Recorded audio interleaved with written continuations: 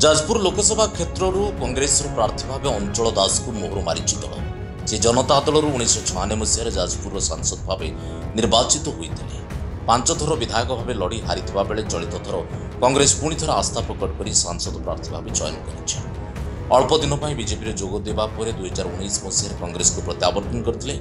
2019 सान भाई मनोरंजन दास पिंझारपुर निर्वाचन मंडली विधायक प्रार्थी होते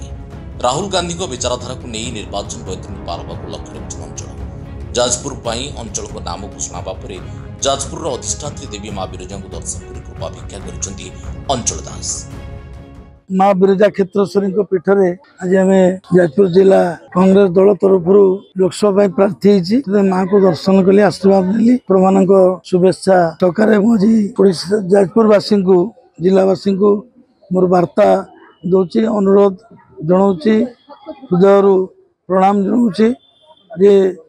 आगामी 2024 निर्वाचन एक टर्निंग पॉइंट देश राज्य रही जो भाव में 10 वर्ष धरिकी शासन केंद्र सरकार करिछि एवं 25 वर्ष ओडिशार जो सरकार है जो भली अहंकार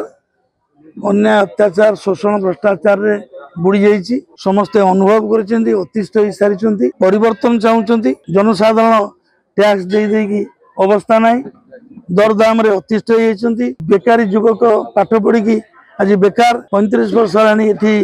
आम राजनीति रे पदार्पण करूँ 5 थर मुझे एमएलए एमपी प्रार्थी होती जनता दल प्रार्थी होती विजु सांगे एमपी होती नवीन पट्टनायक सांगे एमपी होती तो आज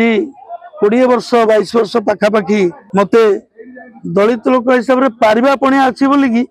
टिकेट रू दूरे दौले तेणुक हरई भी दौले 5000 3000 भोट हरई दौले ये लोकटे न आसू साधारण लोक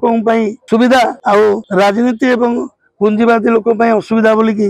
दूरे दौले बहुत दिन पर जातीय कांग्रेस दल लोकसभा प्रार्थी होती लोकंकर विजय हम अंचल दास नुहे कांग्रेस नुह देशर अवस्था संकटमय परिस्थिति सृष्टि कि गणतंत्र प्रति विपद संविधान प्रति विपद आगामी दिन में ताकू रक्षा करने न्याय देवाई पार्लियामेंट में मोर लड़े रही।